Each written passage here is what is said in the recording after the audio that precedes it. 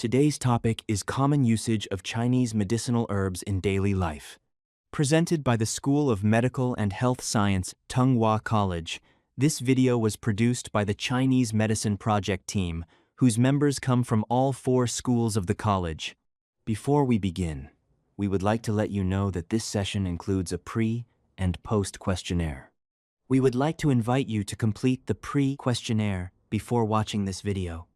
After you have finished watching this video, you will be invited to complete the post-questionnaire. This will help us understand your knowledge of traditional Chinese medicine, as well as whether this experience enhances your understanding of local Chinese cultural practices and your sense of belonging to the community.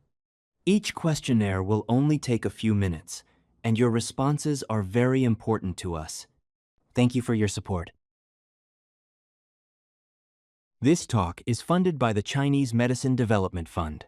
Any opinions, research, findings, conclusions, or recommendations expressed in this material or event do not reflect the views or opinions of the Government of the Hong Kong Special Administrative Region, the Health Bureau, the Advisory Committee on Chinese Medicine Development Fund, the Implementation Agent of the Chinese Medicine Development Fund, or the Hong Kong Productivity Council.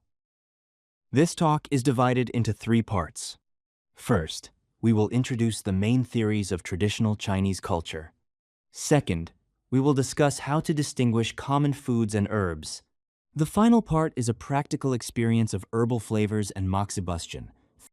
Chinese medicine is rooted in traditional Chinese culture. It is a knowledge system related to human health and well-being. It also focuses on understanding the interaction between human beings and their natural environment. There are 2 important theories in traditional Chinese culture, which are the yin-yang theory and the 5 movements theory. Symbol shown here is the yin-yang Tai Chi symbol, which represents the balance and interaction between yin and yang. Yin and yang are highly abstract philosophical concepts. They are based on observations of changes in nature and describe the relationships between different phenomena in the world. The 4 seasons provide a clear example of yin and yang. Spring and summer are associated with yang, as they represent warmth, growth, and activity. Autumn and winter are associated with yin, representing cooling, rest, and conservation. Similarly, in the daily cycle, daytime corresponds to yang and nighttime corresponds to yin. The Tai Chi symbol illustrates 3 key characteristics of yin and yang. First is opposition. The black and white areas represent opposite qualities. Second is interdependence. Yin and yang cannot exist without each other. Third is interconnection. Each side contains a small dot of the other, showing that yin and yang transform into each other. In yin-yang theory, the white side represents qualities such as sun, light, heat, and activity, while the black side represents moon, darkness, coldness, and stillness. These ideas are derived from observations of nature. Another example can be seen in water and fire. Fire is hot and active, so it is considered yang. Water is cool and calm, so it is considered yin. Even everyday objects can reflect yin and yang. For example, an escalator has one side moving upward and the other moving downward, representing opposite but complementary directions. Light and shadow also illustrate yin and yang. The light area represents yang, while the shadow area represents yin. Differences between individuals can also be described using yin and yang concepts. For example, the contrasting styles of football players like Lionel Messi and Cristiano Ronaldo can be viewed as complementary contrasts. Even here, we can observe yin and yang. For example, a person standing and others sitting illustrate different states that complement each other. In the human body, yin and yang also help describe physiological functions. Blood has a physical form and can be seen, so it is considered yin. Qi represents vital energy that cannot be seen, so it is considered yang. The meridian system in the human body is also classified into yin and yang. The left meridian is yin meridians, while the right one is yang meridian. Generally, meridians located at the back of the body are yang, while those at the front are yin. Plants also demonstrate yin and yang characteristics. The part of the plant below the ground belongs to yin, while the part above the ground belongs to yang. For example, ginger is considered yang in nature, while chrysanthemum is considered more yin. This shows that many natural substances can be understood through the yin-yang framework.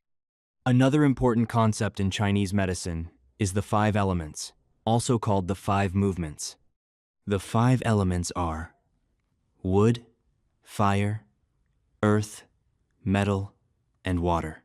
These elements describe dynamic processes and changes in nature rather than physical substances. There are 2 important relationships between the elements: the generating cycle and the restraining cycle. In the generating cycle, wood generates fire. Fire generates earth. Earth generates metal. Metal generates water. Water generates wood.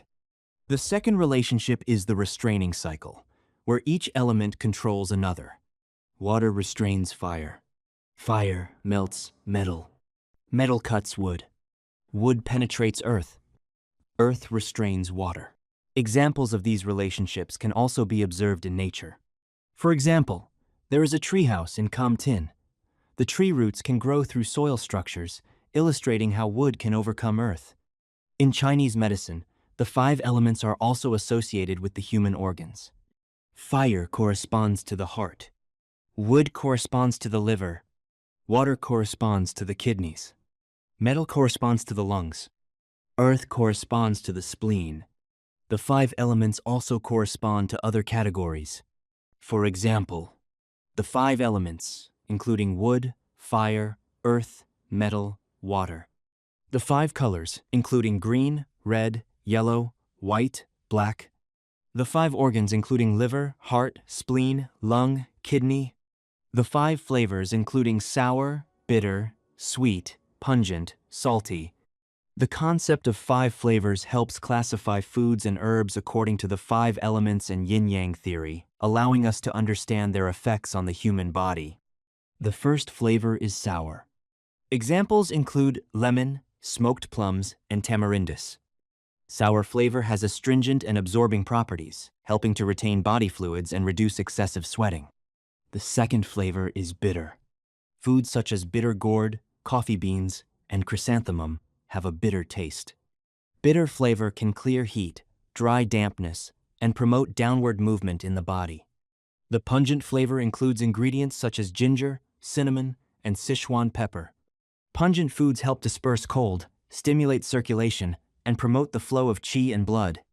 The salty flavor can soften hard masses and promote bowel movement. Examples include salt and kelp. Besides the 5 flavors, there is also the bland flavor.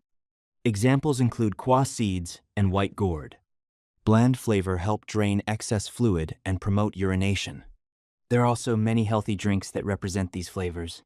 For example, plum soup, which is sour, helps generate body fluids and relieve thirst. Chrysanthemum tea, which is bitter, helps clear heat and disperse wind. Red date tea, which is sweet, helps nourish the blood and calm the mind. Ginger tea, which is pungent, helps disperse cold and relieve symptoms of the common cold, such as a runny nose. Kelp soup, which represents the salty flavor, can help resolve phlegm and soften hardness. A drink made from seed kernels represents the bland flavor and helps clear heat and promote urination. Moxibustion is a traditional therapy that uses the heat generated by burning moxa to stimulate acupuncture points. Common materials include moxa mugwort, moxa cones, and moxa sticks. Moxibustion can help warm the meridians, expel cold, promote the smooth flow of qi and blood, and reduce swelling. Some precautions should be considered when using moxibustion. It should be avoided during pregnancy, applied carefully in areas with reduced sensation, and used with caution to prevent burns or fire hazards. One commonly used acupuncture point for moxibustion is Dazhui, GV14. It is often used for conditions such as the common cold, stiff neck, headache, and fatigue. Another commonly used point is Hegu, Li4. It can help relieve headache, runny nose, stomachache, and abdominal pain. Thank you for watching the video. Now, we would like to invite you to complete the post questionnaire This will help us understand whether the session has improved your knowledge of traditional Chinese medicine and deepened your understanding of related cultural practices. We also hope to learn whether this experience has enhanced your understanding of local Chinese culture and strengthened your sense of belonging to the community.